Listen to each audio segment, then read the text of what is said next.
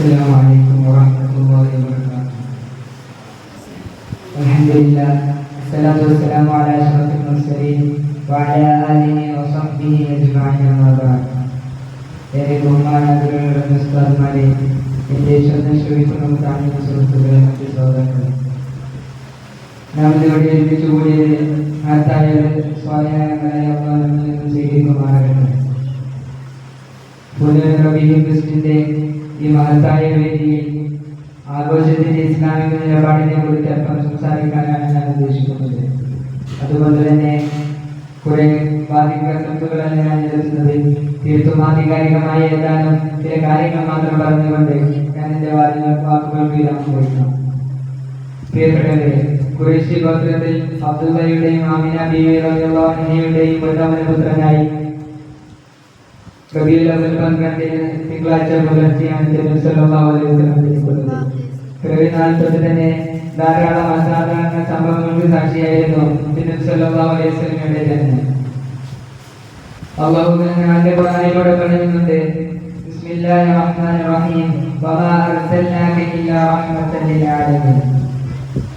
ലോകർക്ക് മുഴുവനും അനുഗ്രഹമായിട്ടല്ലാതെ നബിയെ താങ്കളെ ഞാൻ അയച്ചിട്ടില്ല എന്ന് നബി സല്ലല്ലാഹു അലൈഹി വസല്ലം തങ്ങളോട് പടച്ച തമ്പുരാൻ തന്നെ പറയുമ്പോൾ നബിദിനം ആഘോഷിക്കുന്നതിൽ നമുക്ക് അതിലൊരു ലജ്ജയോ ഒരു സംശയമോ വേണ്ട. ഇനി അതിനെ കുറിച്ചാണ് നാം ചിന്തിക്കേണ്ടത്. അതിൽ ഏറ്റവും ശരിയുമല്ല നാം മനസ്സിലാക്കേണ്ടതുണ്ട്.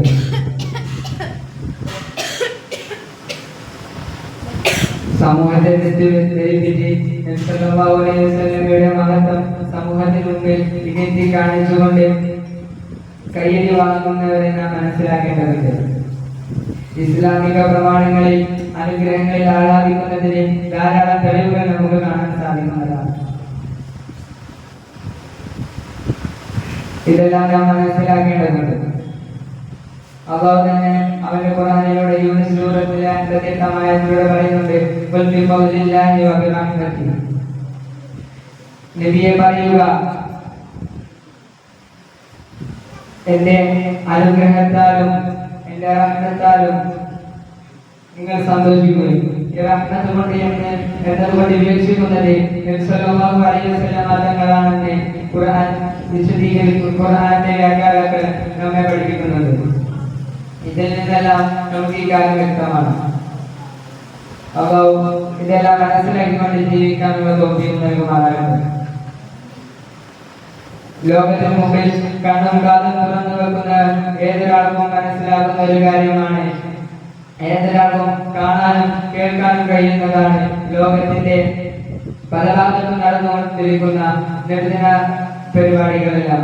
ഇവരെല്ലാം മതം അറിയാത്തവരാണെന്ന് മാത്രം പറയാൻ നമുക്ക് കഴിയില്ല. അതിന് മാത്രം വെടികാറിക്കൊടുക്കണം. ഇതെല്ലാം നാം തിരിച്ചറിയേണ്ടതുണ്ട്. പലരും നമ്മൾ തെറ്റിദ്ധരിക്കുമ്പോൾ അതെല്ലാം നാം മനസ്സിലാക്കി നേരായ വഴിയിലൂടെ നാം സഞ്ചരിക്കേണ്ടതുണ്ട്. ഇന്ത്യൻ സിറാത്തുൽ മുസ്തഖീം എന്ന അല്ലാഹുവിന്റെ ഖുർആനിലൂടെ നമ്മളോട് ദുആ ചെയ്യാൻ പറയുന്നുണ്ട്. അല്ലാഹു ഇതെല്ലാം നല്ല പാതയിലൂടെ നമുക്ക് സഞ്ചരിക്കാനുള്ള തൗഫീഖ് നൽകി അനുഗ്രഹിക്കുമാറാകട്ടെ എന്ന് പ്രാർത്ഥിച്ചുകൊണ്ട് എന്റെ വാക്കുകൾക്ക് ഞാൻ വിരാമം കൊടുക്കുന്നു. അസ്സലാമു അലൈക്കും വറഹ്മത്തുള്ളാഹി വബറകാതുഹു.